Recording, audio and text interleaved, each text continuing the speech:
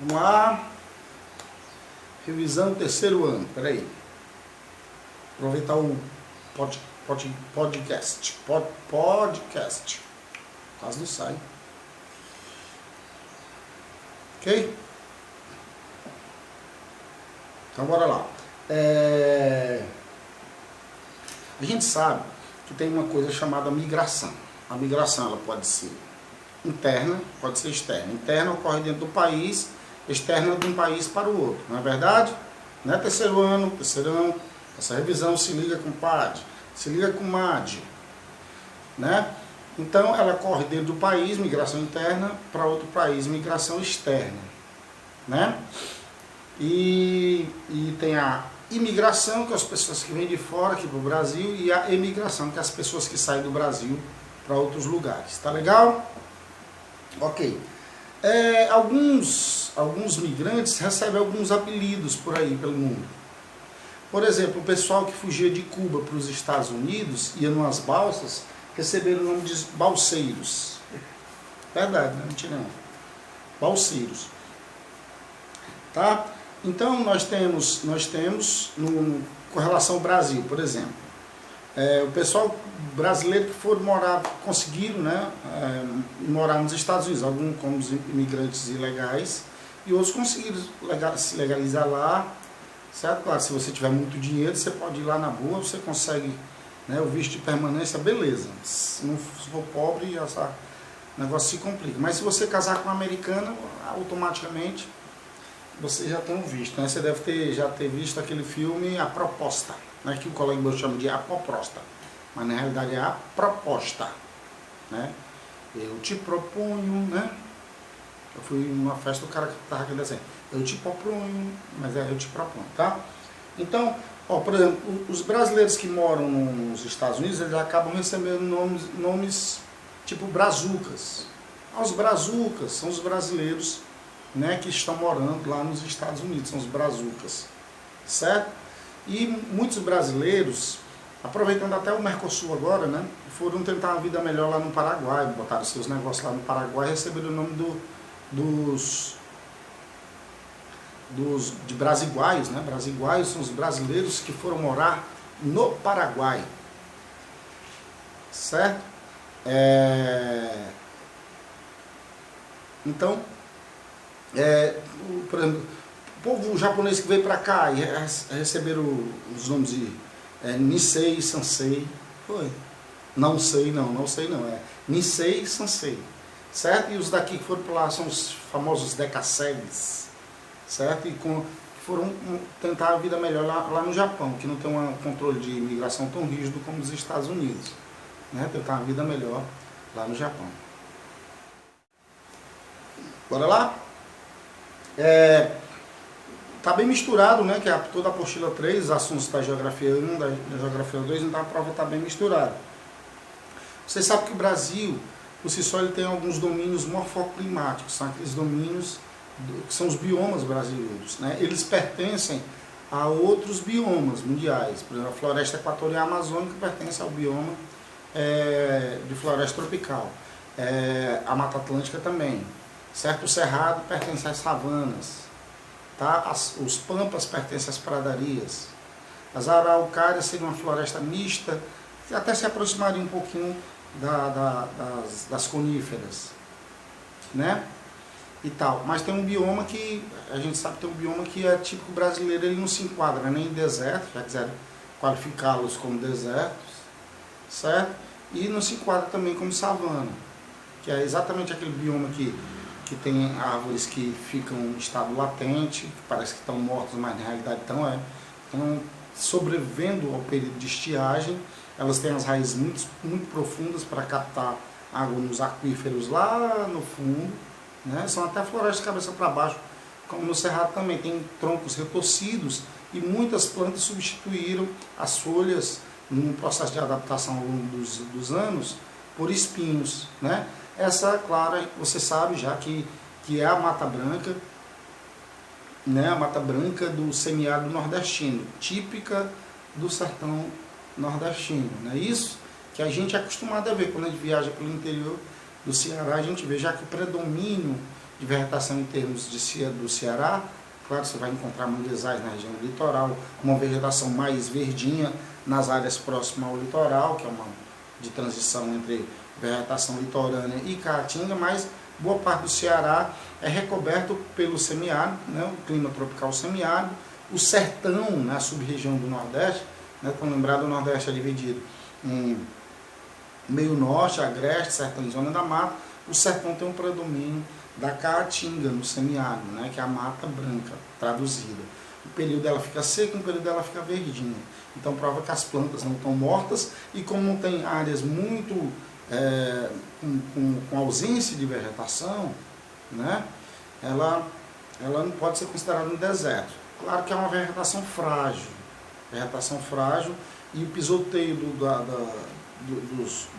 da criação, da pecuária, certo? E também as queimadas ajudam nesse processo de desertificação pela qual passa o semiárido nordestino, com a perda da mata branca, né? Com várias áreas já com pouca vegetação, né? Então sofreria aí um processo de desertificação. Então nós temos no Brasil alguns ecossistemas, entre eles a floresta equatorial amazônica, o cerrado, o Pantanal, que sofreu uma queimada agora terrível, né? A própria Amazônia, que é a parte mais ao sul, está queimando, certo? A Mata dos Cocais, a Caatinga, o Cerrado já falei, né? Araucárias, a vegetação litorânea, as pampas, certo? E claro, e evidentemente a Mata Atlântica, que foi um dos biomas mais devastados, que pertenceria ali a digamos assim, um domínio de mares de morro, certo? Então ela pegaria toda a área do litoral do Rio Grande do Norte ao Rio Grande do Sul, passando pelos limites do clima tropical, indo para o temperado sul ou subtropical, e chegando também naquela região do sudeste a avançar para o lado do interior, fazendo uma mesclagem com a vegetação mais alta do tropical de altitude. Inclusive, essa Mata Atlântica dos mares de morro, ela chega até o estado de Minas Gerais, que não possui praia, né? Os estados da região sudeste todos têm mar, né? São banhados pelo Atlântico, o Espírito Santo, o Rio de Janeiro e São Paulo, menos Minas Gerais. Mas Minas Gerais ainda vai apresentar faixas de Mata Atlântica também, certo? É a parte onde ela adentra ali para a região do interior, ok?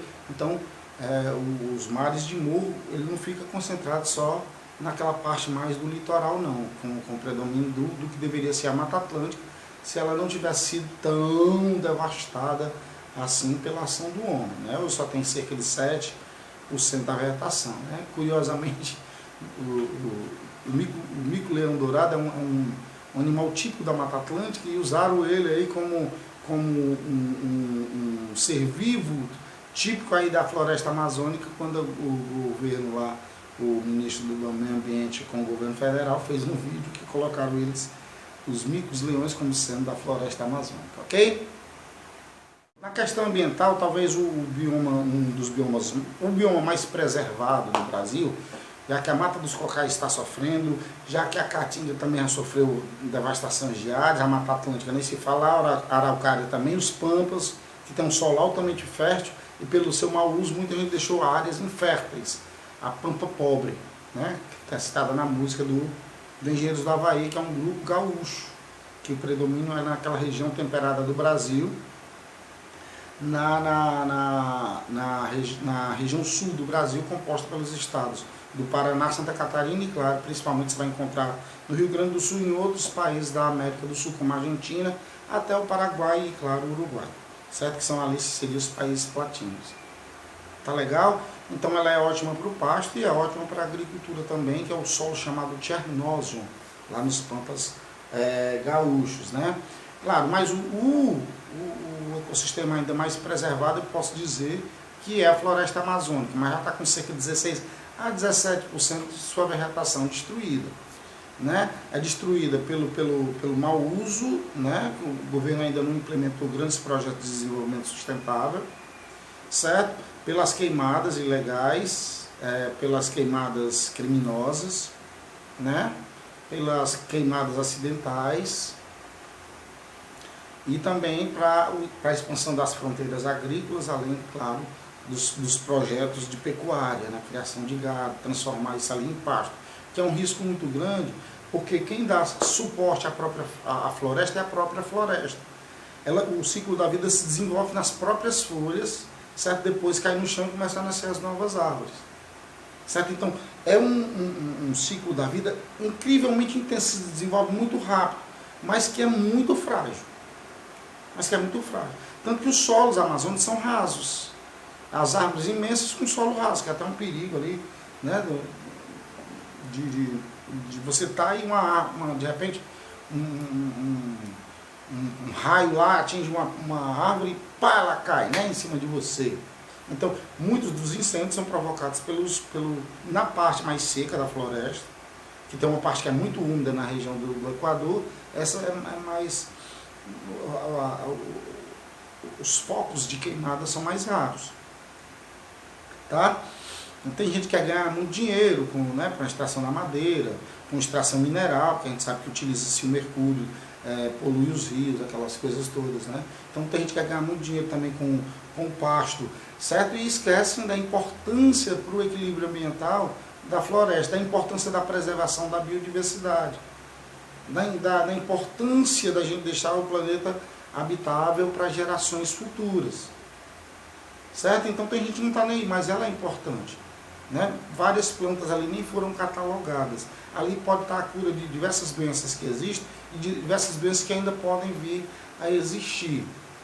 Tá legal? Então, a floresta amazônica não é o pulmão do mundo, como todo mundo pensava que era, mas é um santuário que abriga uma quantidade imensa de espécies de seres vivos, de um modo geral, plantas, animais, insetos, etc., aves, né?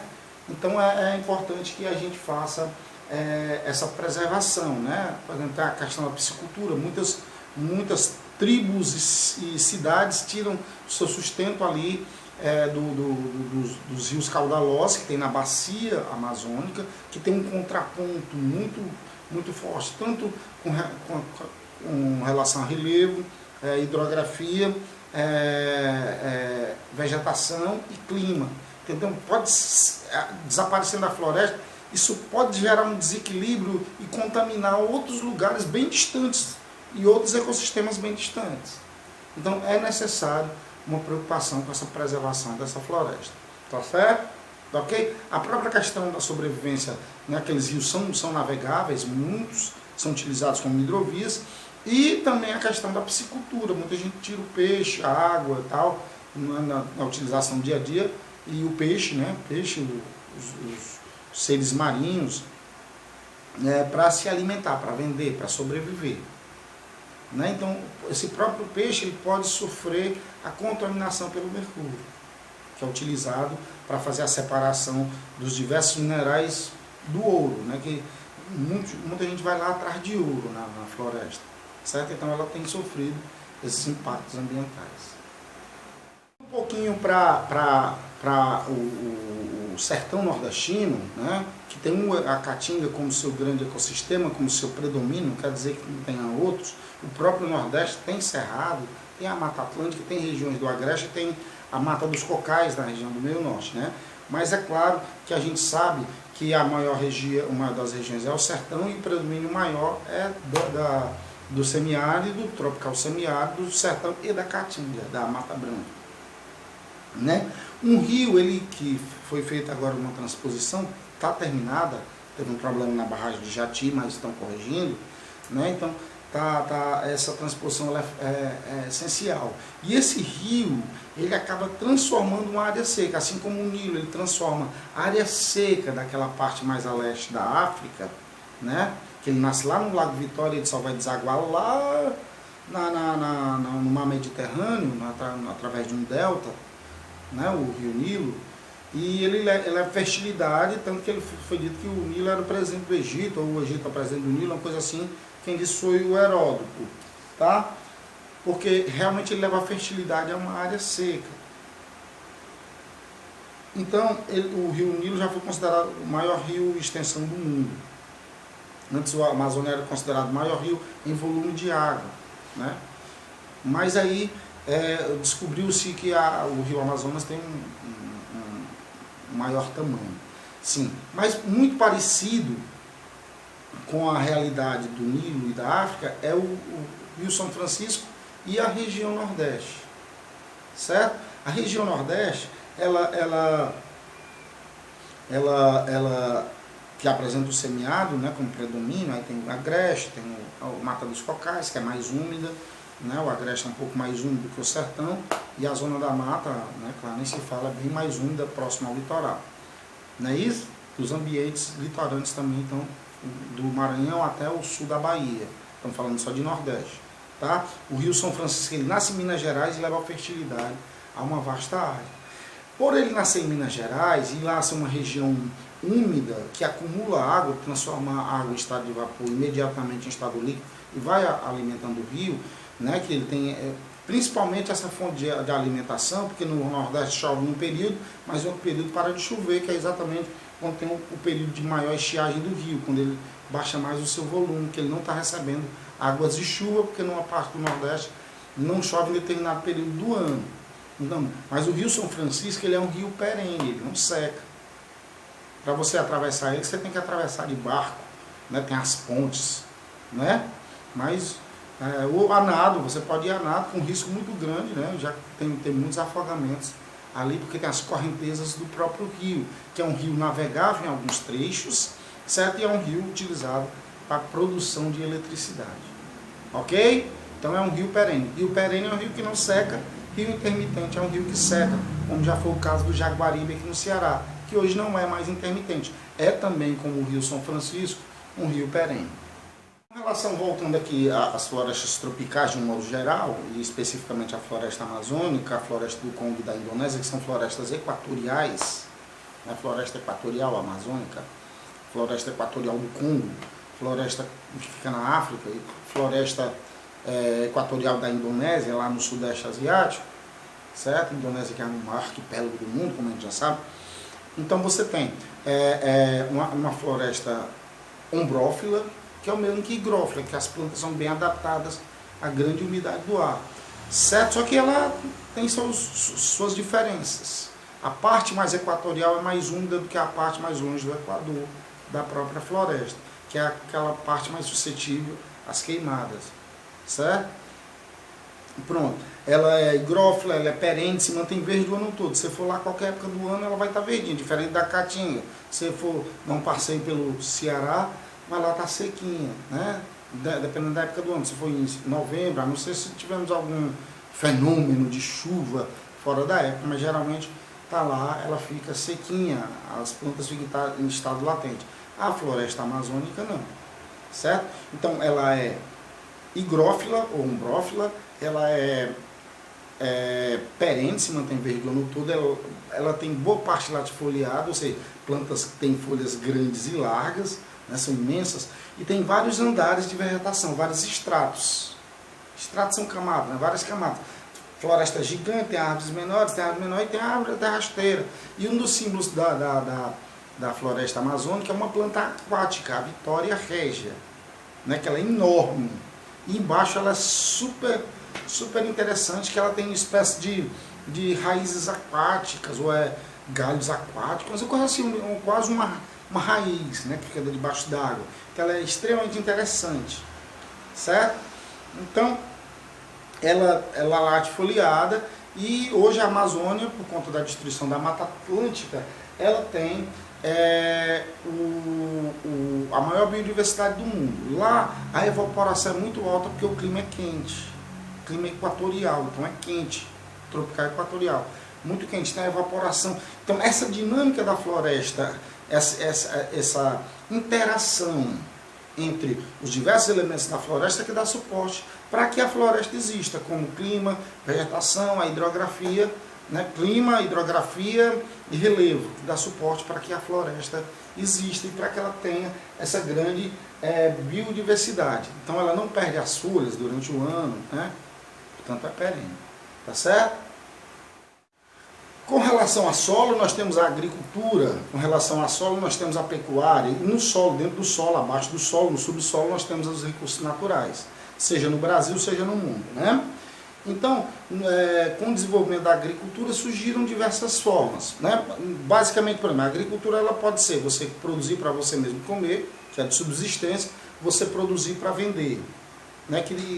Quando passou-se no período agrícola da humanidade, quando se passou a produzir tanto e começou a se vender o excedente, aí é que a humanidade entra numa nova fase, a chamada fase comercial. Tá? Então a agricultura ela vai se desenvolvendo dentro desses dois parâmetros, para vender ou para comer, certo? Subsistência ou comercial. Há uma revolução tecnológica na área da agricultura também, certo? Até chegarmos ao que nós chamamos hoje de agricultura moderna, com uso de maquinários, equipamentos, agrotóxicos, técnicas de correção de solo, irrigação, etc, etc, etc. Tá certo? O controle através dos computadores, da produção, pesquisas espaciais para saber como é que vai ser o clima, se vai chover muito, se vai chover pouco, o tempo, a atmosfera e o clima, né? Se podemos ter, por exemplo, uma friagem tão grande a ponto de acabar com a produção, aí quais as medidas que a gente vai tomar para evitar, certo? Essa geada, por exemplo, uma geada que pode acabar com a produtividade ou reduzir a produtividade a um percentual mais baixo do que se tem costume, certo? Então, durante a história, a agricultura se desenvolveu, a comercial ou a de subsistência, de algumas formas. No Sudeste Asiático, é muito comum a gente ter a agricultura de jardinagem. Nos Estados Unidos temos os green belts, né, que são os cinturões verdes de produção agrícola, seja do algodão, seja do trigo, seja do milho, né, são vários green belts, certo? E lá a agricultura familiar é muito forte e a produtividade agrícola é moderna. Eles utilizam muitas técnicas avançadas, cada vez mais evoluindo, principalmente a partir das revoluções verdes, agrícolas e tal, por aí vai. Então se utiliza muito isso. No período colonial, por exemplo, nós tivemos os famosos plantations, que foi implantado aqui no Nordeste do Brasil no período da cana-de-açúcar, que eram grandes fazendas monocultoras que utilizavam uma grande quantidade de mão de obra.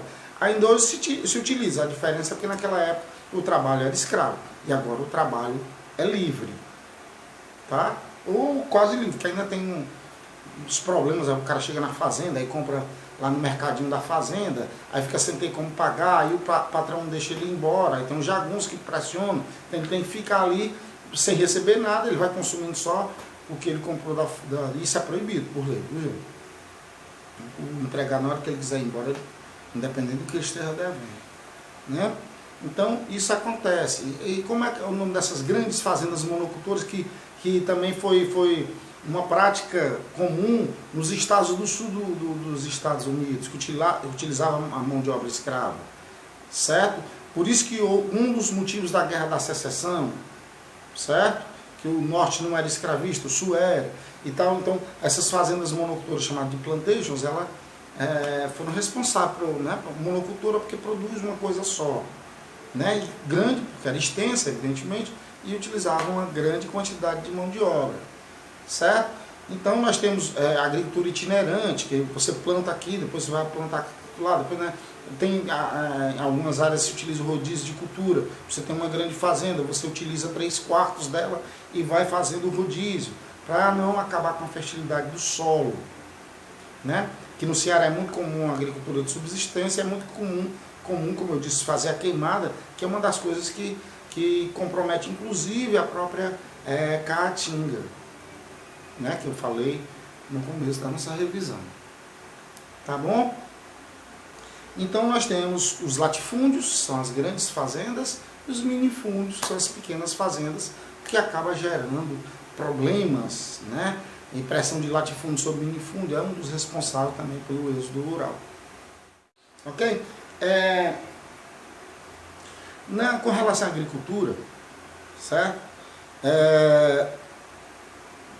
É comum acontecer, por exemplo, tem um grande latifúndio, o cara não está utilizando a terra, certo? Ele nem precisa ser dono da terra, certo? Mas é dele, ele não abre mão, né? Vale uma fortunazinha, uma pequena fortuna, que o solo fértil, ele também é um patrimônio. Ele é um patrimônio, certo? Então o que ele faz? Ele, para evitar que invadam a terra dele, né? Tipo, aqui no Brasil o MST, por exemplo, que invadem propriedades improdutivas. Então o que ele faz? Ele combina com alguns agricultores que não têm suas próprias terras, mas que moram na região rural, naquelas áreas rurais. O que ele faz? Ele diz assim, ó, você fica aqui, produz aqui e me dá metade da produção. Metade do que você produzir é meu, metade é seu. Então se ele produzir muito, mais menos da metade, ainda vai sair ganhando. Se ele produzir pouco, aí já complica, né? Aí tem esse de acordo no meio rural, né? Sem que haja, digamos assim, um contrato e que o agricultor, que desde o Estatuto Rural do Trabalhador, que criou leis para o homem do campo, ele, ao invés de fixar o homem no campo, ele incentivou, foi o êxodo rural. Essa que é a verdade. Deu um efeito contrário. A ideia era boa, foi no período do regime militar, a ideia era boa, mas acabou ocasionando foi o êxodo rural. Os patrões não queriam pagar os direitos, as pessoas não tinham mais trabalho no campo, porque o patrão, se ele ficasse lá um ano e saísse, o patrão tinha que pagar a indenização, tinha que pagar o salário e uma série de direitos que foi adquirido por esse estatuto, que não era uma coisa ruim, mas gerou um efeito colateral chamado êxodo rural. Então muita gente se mudou para as cidades, até a busca também do processo da industrialização, né, principalmente no chamado milagre da era Médici. Tá? Aí a gente chama isso aí, você dá metade, são os meeiros. Você tem uma grande fazenda, né,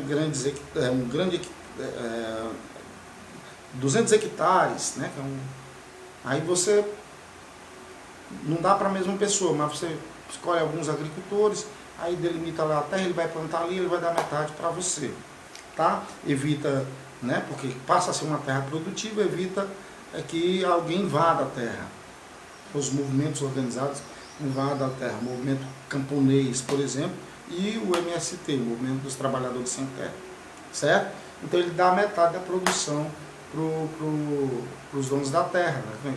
Esses meeiros, eles dão a metade do que eles produzem, seja que ele vá cultivar uma policultura ou uma monocultura, ele tem que dar metade.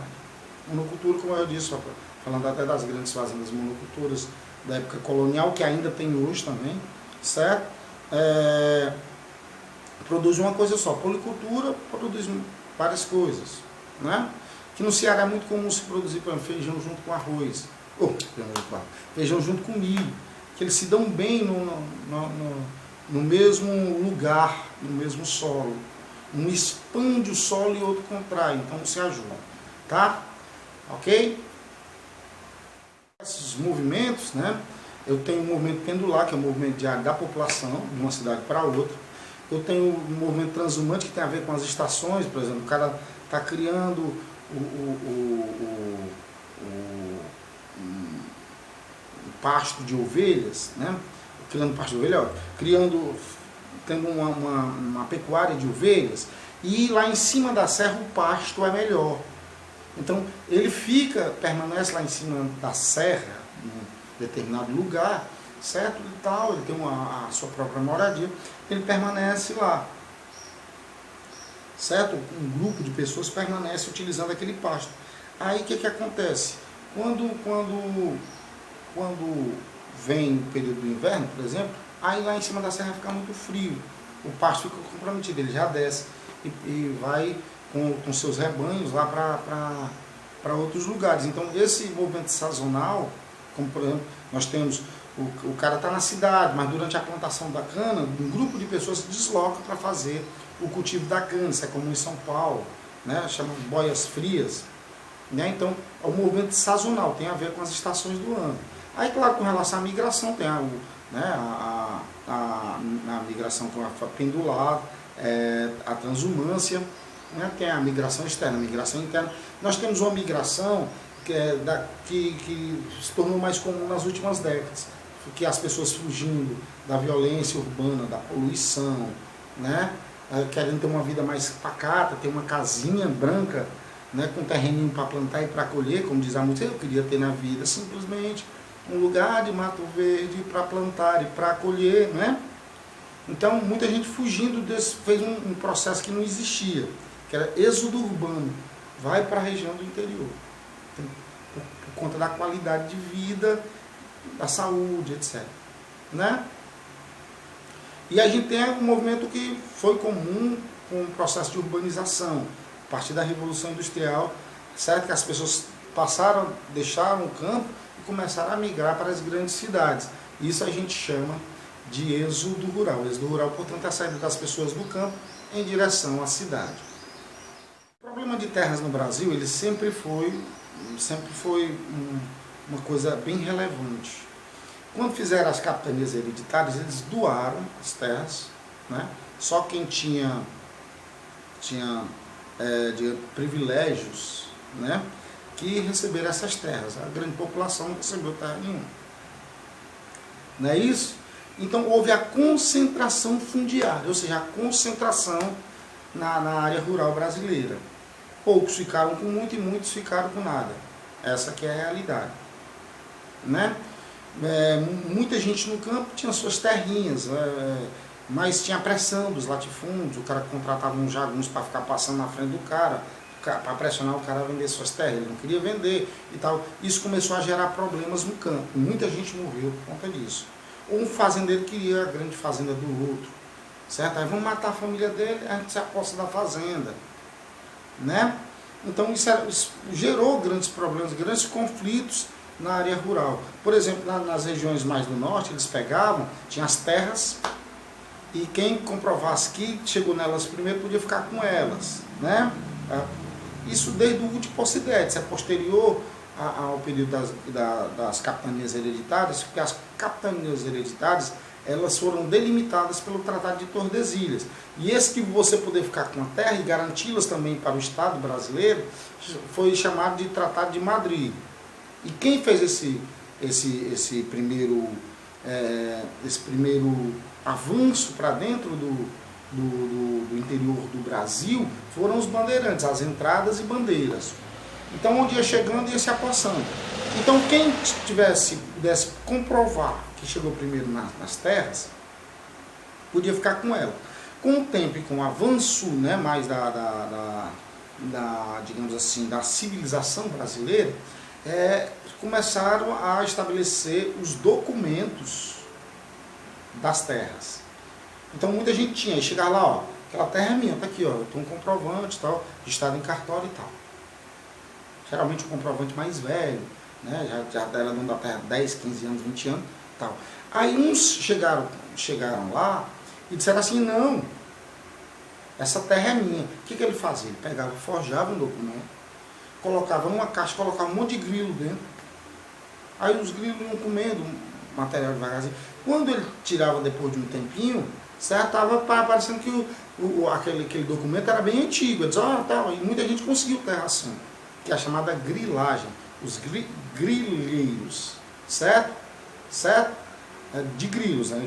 Grileiros, grilagem, certo? Foi um processo muito comum. Aí começou os conflitos na Amazônia também, com os agricultores, os colonos, as pessoas que se diziam donos da terra e os indígenas, que eram os verdadeiros donos da terra. Muitas tribos, né, muitos indígenas morreram lutando por essas terras, muitos homens morreram lutando por essas terras, certo? Aí o governo tenta intervir, até hoje isso existe, tenta intervir para pacificar a zona rural brasileira, tá? Aí veio a FUNAI, eles começaram a demarcar as terras de indígenas que ainda são invadidas pelos agricultores que querem tomar na marra as terras dos índios. O próprio governo não respeita os índios, constrói barragens hidrelétricas em terras que são demarcadas para os índios, né, como aconteceu nos governos anteriores, aí atrapalha muita coisa. Tá? Então esse conflito de terras no Brasil foi muito comum.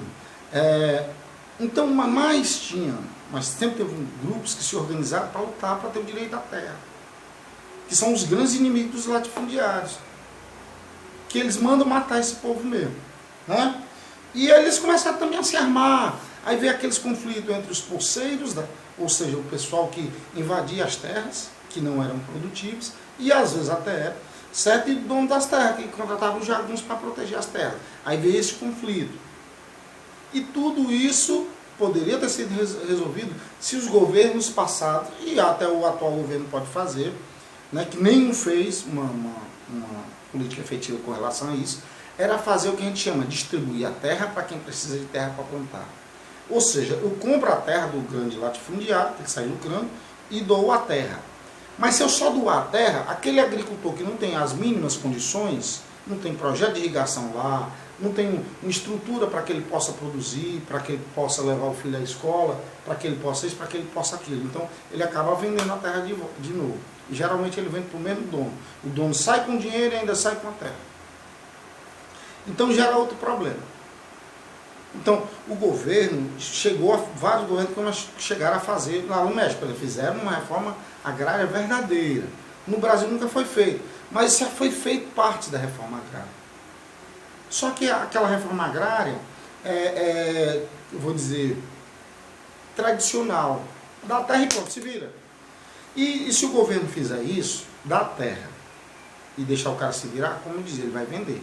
Se o governo fizer uma reforma agrária estrutural, distribuir a terra, comprar, que o dono é dono, ele tem direito, comprar, distribuir, dar acompanhamento técnico para o povo, né, com agrônomo e pedólogo, eu disse pedólogo, viu, gente? Não é pedófilo não, pedólogo, certo? Que é o cara que trabalha com pedologia, e o agrônomo sabe, né, utilizar a planta, também zootécnicos, veterinários também, porque se o cara resolveu criar um rebanho, começar um rebanho, ele poder fazer isso, então ele vai produzir, não sei se vocês sabem, o MST produz alimentos orgânicos, mais baratos, tem feiras só de alimentos orgânicos, que a imprensa não divulga, só divulga o lado ruim, deles paralisarem, bloquear estrada, aquelas coisas, invadir, quando eles invadem uma fazenda produtiva até, e com razão, a imprensa denuncia, tá certo? Mas também que o movimento é baseado em invadir fazendas improdutivas, pressionando o governo a atuar ali, comprar a fazenda do latifundiários e distribuir a terra. Então, projetos de irrigação, acompanhamento técnico, distribuição de sementes selecionadas, aí depois que ele já estiver estabelecido, o governo deixa assim, ele alavancar para que ele possa progredir. Então, isso seria uma reforma agrária estrutural. Isso seria muito bom para todo mundo, inclusive para quem mora na cidade, porque você ia ter mais produtividade de alimento, portanto os preços, quando você tem uma maior oferta, certo? Os preços diminuem.